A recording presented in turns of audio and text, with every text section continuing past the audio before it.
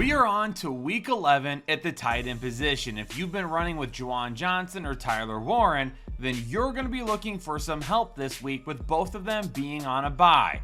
What matchups are the best? Who may still be on waivers for you to take a shot at, and who are going to be the top tight ends in week 11. And on Thursday Night Football with the Jets and the Patriots, you would hope that Mason Taylor could have a solid game. The one area where the New England Patriots are giving up a few fantasy points seems to be at the tight end position, the 9th most in the league right now. And with Garrett Wilson expected to miss the next 3 to 4 weeks, I would hope that Mason Taylor could make an impact during that time.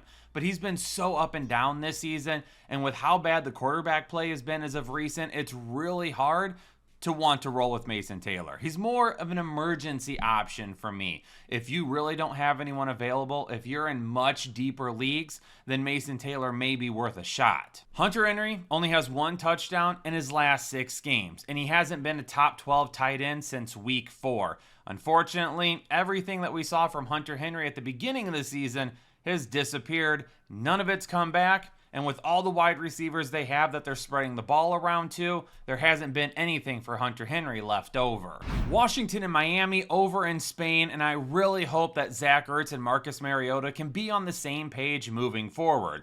Earlier in the year when Mariota took over for Jaden Daniels, he didn't look towards Zach Ertz at all.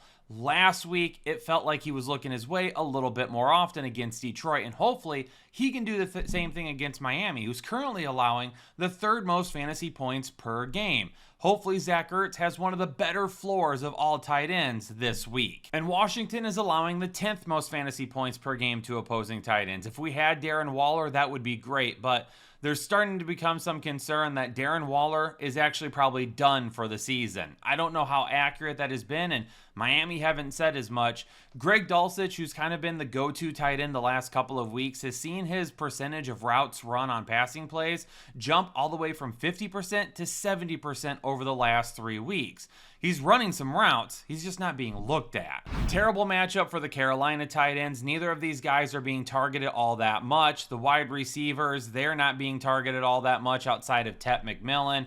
They're running the football with Rico Dowdle, and Bryce Young is just trying to look decent a majority of the time. Kyle Pitts is getting a solid matchup, though, against Carolina, who's currently allowing the 8th most fantasy points per game to opposing tight ends. Now, does Kyle Pitts have a ton of upside? No, he hasn't had a ton of upside all season long.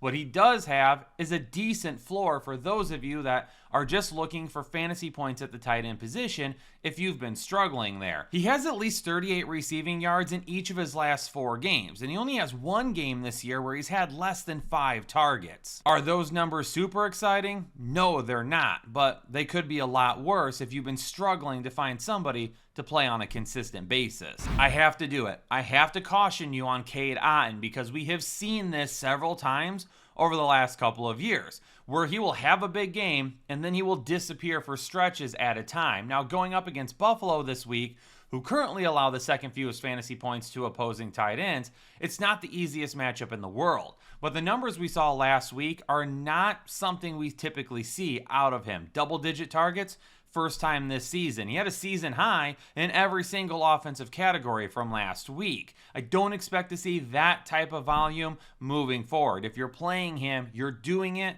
with a cautious approach. Dalton Kincaid left last week's game early with a hamstring injury, and if I had to guess, he probably will not play this week, but we still don't know that for certain. My heart says to list Dawson Knox as a fringe start tight end this week. He's going to be very touchdown dependent, and going up against Tampa Bay, there is an opportunity here, but part of me feels like we may just see the wide receivers get the ball a little bit more often than what they have so far this season. And Dawson Knox, if he doesn't score a touchdown, he's not going to get it done for you. Dalton Schultz has been a top 7 tight end in half PPR formats in 3 of his last 4 games. But in this matchup against Tennessee, his ceiling is going to be controlled by game flow, because if Houston gets an early lead on Tennessee, and Tennessee can't do anything against Houston's defense, you're probably not going to see them throwing the ball a ton this week. Dalton Schultz has a solid floor, but keep in mind that Tennessee is allowing the 10th fewest fantasy points per game to opposing tight ends. Chigioka was banged up before the bye, and I'm not exactly sure what we're going to get from him this week in terms of his availability. If I had to guess, he'll be out there. But Houston allows the 4th fewest fantasy points per game to opposing tight ends, and Chigioco hasn't done anything consistent all season. When it comes to Colston Loveland, I think what we're going to find for the rest of the season is that he is going to be really dependent on who is on the field with him at the same time. Because a couple of weeks ago when he had his huge game, there was no Luther Burden, and DJ Moore has been banged up. And then last week, he wasn't really doing a whole lot at the beginning of the game. DJ Moore banged up again, ended up coming off the field for a substantial portion of the game. Colston Loveland started to see more targets at that point. So what we've seen so far is that Colston Loveland is taking advantage of other guys being off the field. And DJ Moore, we don't know about his availability yet this week. If he does play, Colston Loveland is very concerning for me. It's clear he's definitely being utilized better and more often than Cole Kmet. But if DJ Moore, Rome Odunze, and Luther Burden are all on the field together along with DeAndre Swift, it's really hard for me to get super excited about Colston Loveland putting up consistent numbers. This now marks 3 straight games that TJ Hockenson has had 3 or fewer targets. He's getting a red zone look every now and then, but he is not being targeted outside of that. In a game where Green Bay players didn't really do a whole lot offensively, Luke Musgrave caught all 3 of his targets for 23 yards on Monday Night Football. Not the best outing for this Green Bay offense, and we should probably see some better upside in different matchups moving forward. For Luke Musgrave, he continues to be a wait-and-see player. No real need to start him as of right now, but maybe if his volume increases, we can take a look at it. Theo Johnson is going to have to be a fringe start as of right now because we don't know about Jackson Dart as of yet. We'll wait to see if he ends up being cleared to play this week after suffering a concussion last week, but with Russell Wilson, I'm not loving Theo Johnson. With Dart in a great matchup against Green Bay, who's allowing the 7th most fantasy points to opposing tight ends, Theo Johnson has top 12 upside. With Russell Wilson at the helm, he becomes very risky. The last time these two teams got together, Noah Fant, Darnell Washington, Jonnu Smith, and Pat Freiermuth all had touchdowns. 4 different tight ends with a touchdown in the same game. How often can you say that has happened in recent years? Noah Fant for me is a top 12 potential tight end in this matchup with touchdown upside. Pittsburgh is allowing the 5th most fantasy points per game to opposing tight ends. And Pittsburgh has a great matchup. Cincinnati allows the most fantasy points per game to opposing tight ends. They've allowed 12 receiving touchdowns to tight ends so far this season. But the question is, who is actually going to get it from this group? And that is why the Pittsburgh Steelers tight ends are going to be my Harry's Clean It Up Players of the Week, because I need Pittsburgh to clean up this situation for me. Give me 2 tight ends that I can rely on here. That makes things a lot easier. But when you need me to try and figure out from 3 different tight ends who's going to be the guy in any given week, it makes things wildly unpredictable. Pat Freiermuth has the most touchdown potential. Jonnu Smith plays the most snaps. Darnell Washington, he plays more snaps than Pat Freiermuth if they plan on running the ball more often. It makes it super difficult to try and figure out. But I am stoked that our new sponsor for this video the rest of the season is going to be our friends over at Harry's. I have used their products for years and I absolutely love it. And right now is the perfect time to either try Harry's for the first time or go back to them if you've been using a different blade. Because for our viewers, you can get the Harry's Plus trial set for only $10. And I've got it sitting up behind me right now, but I have their blades up in my shower as well. And I'm not clean shaven right this second, but before I record tomorrow's videos, I absolutely will be shaving, and Harry's will be helping me do it. But maybe you don't even need blades right now to shave with. They have tons of other things that you can use as Christmas gifts, stocking stuffers, whatever it may be. Even their cologne set I've ordered to give it a shot. Make sure you head on over to Harry's as well. Get their Plus trial set, but also check out everything else they offer as well. I'm going to go ahead and list Jonnu Smith and Pat Freiermuth as the 2 guys that I would risk it with this week in this matchup. They seem to be the guys that have the most opportunity based on snaps played. But if Pittsburgh decides to run the football more this week, you're probably going to see more Darnell Washington than Pat Freiermuth. But something tells me based on game script, it will be Freiermuth and it will be Smith. It's really unfortunate that Oronde Gadsden may be missing a great matchup going up against Jacksonville this week. As of right now, we know he is dealing with a knee injury, but Los Angeles has not told us the extent of that injury as of yet. based on what I've seen and read so far, more than likely he ends up missing this week. And if he does, Tyler Conklin will probably be the tight end one. But even with a solid matchup, you would need to be really desperate at the tight end position to roll with Tyler Conklin. I think we'll see all three wide receivers do much better this week if Gadsden misses. And the Chargers are allowing the 6th fewest fantasy points to opposing tight ends, but that doesn't matter in this matchup because Jacksonville hasn't done anything with their tight ends since Brenton Strange went down with his injury. I know AJ Barner has been a popular pickup amongst fantasy owners over the last few weeks here, but last week he didn't do anything. In fact, he had more rushing attempts last week than he had targets. And maybe score had something to do with it. But at this point, you know that JSN is going to get 75% of the targets in any game. They've added Rashid Shaheed. We're waiting to hear about Torrey Horton for this week, but even without Torrey Horton last week, AJ Barner still didn't do anything. The Rams got a solid matchup this week. Seattle's allowing the 4th most fantasy points to opposing tight ends, and maybe you'd be taking a look at Tyler Higbee, but here is the issue because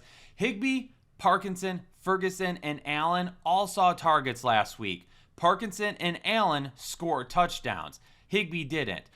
4 tight ends rotating and getting targets every single week, it's almost more of a disaster to figure out than Pittsburgh's situation. San Francisco and Arizona is the tight end matchup to watch of the week. If you love the tight end position, then this is it. George Kittle versus Trey McBride. George Kittle, I know he disappointed in a couple of weeks back from his injury, but last week was the upside that we've been hoping for, and hopefully Mac Jones will continue to look his way prior to Brock Purdy being back. Who would have guessed that Jacoby Brissett would have been the key to unlocking Trey McBride? Not only is the dude seeing a ton of volume, but he's scoring consistently right now. We're going to keep locking both of these guys in. Baltimore going up against Cleveland. Cleveland's defense allowing the 9th fewest fantasy points to opposing tight ends. Mark Andrews, it's all about the touchdown. He did score last week, which was great if you were playing him, and this is not a solid matchup. But it's going to be the same thing with Mark Andrews every single week moving forward from now on. If you want to play Mark Andrews, you're playing him because you think he will score a touchdown. Because if he doesn't, it's not going to be good enough. Last week, David Njoku was able to find the end zone, but he only had 2 targets. Harold Fannin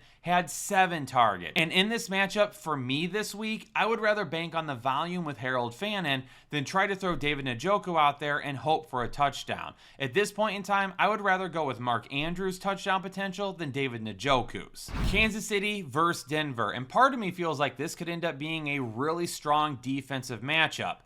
And then the other part of me says nothing has made sense in the NFL this year. Both of these teams are going to score 35 plus points, and it's going to be insane.